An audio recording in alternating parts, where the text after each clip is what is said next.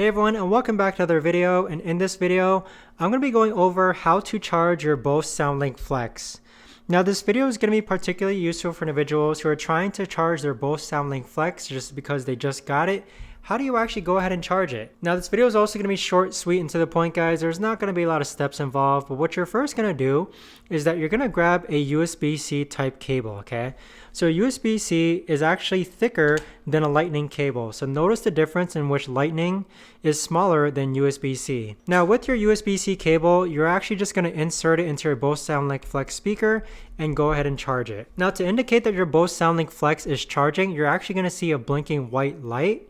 And so with that, if your Bose SoundLink Flex is not charging, do make sure that your USB-C cable that you're using isn't faulty. So inspect the cable and also inspect the adapter, okay? This is an issue that I ran into before in which the adapter was actually faulty. In addition to that, if it's still not charging, you want to make sure that the outlet that you're using is actually working, okay? So make sure that the outlet that you're using is actually working, so change your power source if not. But that is essentially how to charge your Bose SoundLink Flex. If you guys know of a better or easier way to actually charge this, let me know in the comments down below. I would love to know.